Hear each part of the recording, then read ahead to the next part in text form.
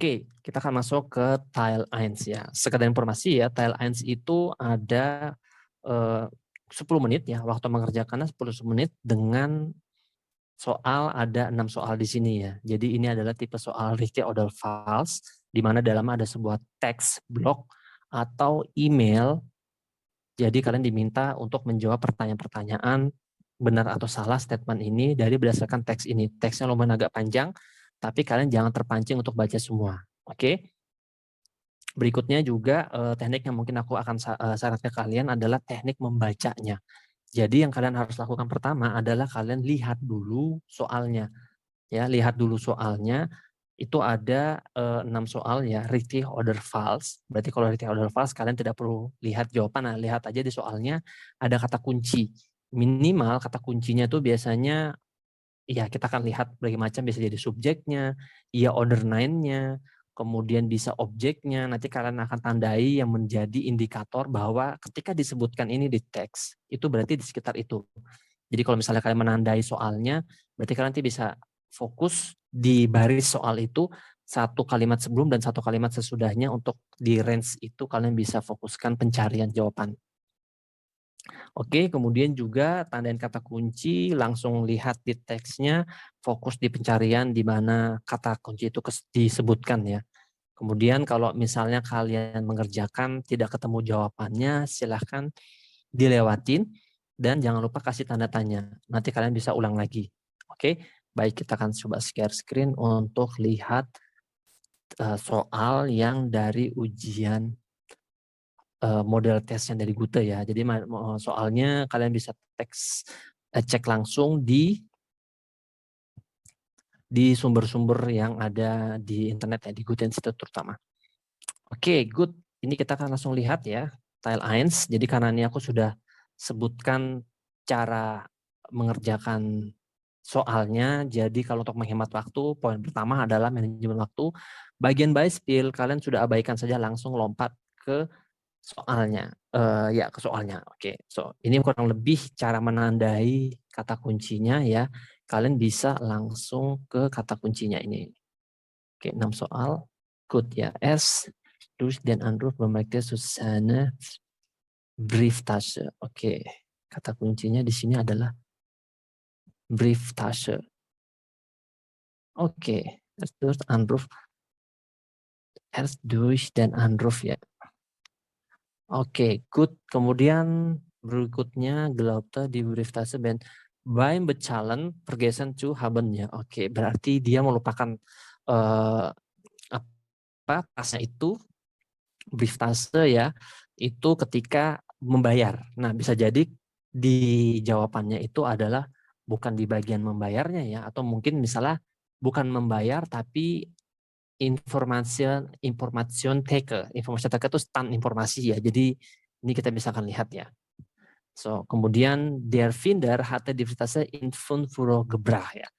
Oke, mungkin ini di Brieftasche tapi pada intinya Fundsbureau, apakah dibawa ke Fundsbureau. Kemudian telepon nomor der Bank war in der Brieftasche ya.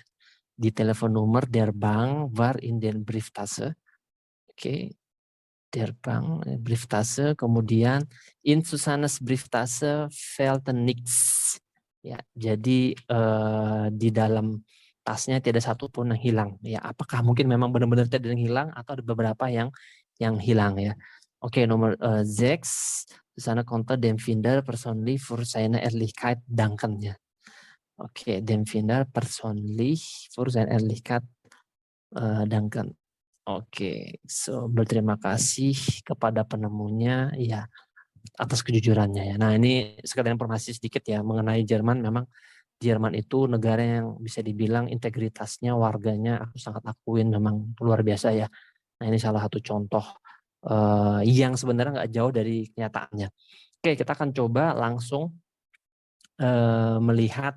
Kita udah ketemu, ini step pertama, sudah ketemu semua kata kuncinya, ditandain seperti apa. Kita akan lihat kalimat pertama. Dus Anruf bemerkte Susanne des Fehlen ihre Brieftasche. Richtig oder falsch ya. Kita akan balik. Mir heute passiert das glaubt mir. So, ini tutorial ini terlihat seperti lambat, tapi kalau kalian nanti mengerjakan memang harus benar-benar cepet-cepet mengerjakannya ya. Jadi Ini karena kita lagi latihan dan tutorial, kita perlambat tempo mengerjakan supaya kalian juga bisa memahami. Tapi ketika nanti ujian harusnya lebih cepat dari yang sekarang. Oke, kita langsung lanjut ya. Heute passiert das glaubt mir keiner, als ich zum Mittag nichts annähernd in die Kühe beim Kochen stand, lautete mein Handy. Oke, eine Frauenstimme erklärte. Brieftasche in der Bankfiliale abgegeben. Oke, kata kuncinya udah di sini ya. Filiale abgegeben worden war dort abholen konnte. Oke. So, mir gan heiß, mir war nach ini angefallen. Oke. So, das war als mittags kurang konstan. Lalu teman handy ya, tadi sudah disebut. Oke, Frauenstimme erklärt mir, dass meine Brieftasche in der Bankfiliale abgegeben worden war ich sie dort abholen konnte. Sie-nya itu ya si tasnya ya. Oke, kita akan lihat lagi di sini ya. Berarti ketika telepon baru sadar bahwa kehilangan tasnya ya. Oke, das Fehlen menyadari kehilangan dari tasnya. Als ich Mittag nicht annähernd in der Küche beim Konstant in die erklärt mir, dass mir gefallen, dass die Fehlte ya. Nah, ini penjelasan untuk di ini berikutnya. Mir wurde ganz heiß. Mir war noch gar nicht aufgefallen, dass sie fehlte ya. Oke, good. So, ini berarti harusnya richtig ya. Kita akan coba cek ya di kunci jawabannya, harusnya richtig ya. So, kalau misalnya salah ya mohon maaf ya. Aku juga manusia dan pastinya juga ada kesalahan, tapi kita akan coba cek kunci jawabannya. Oke, Lösungen. Ya, richtig ya, benar jawabannya richtig.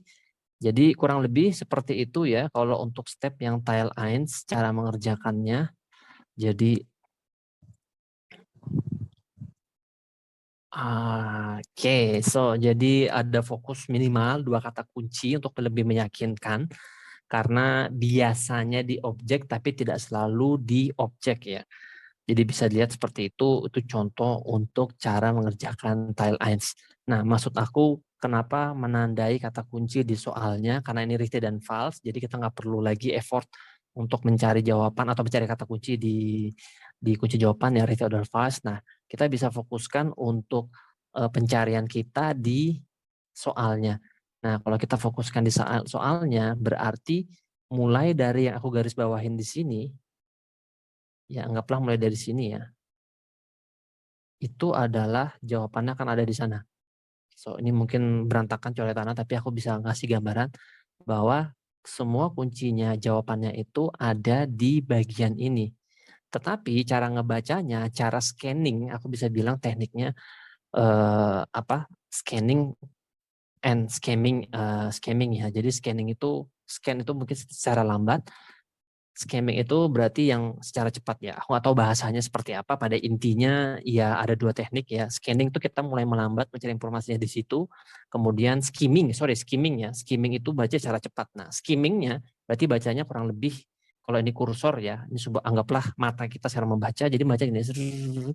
Ja, was mir vor der passiert, das glaube ich mir keiner ist schon Mittag bis annähernd beim konstan. Lalu temannya dicek, langsung garis bawain. Berarti kita sudah mulai melambat. Nah, kita mulai scanning jawabannya ketika sudah kata kunci pertama udah mulai kesebut.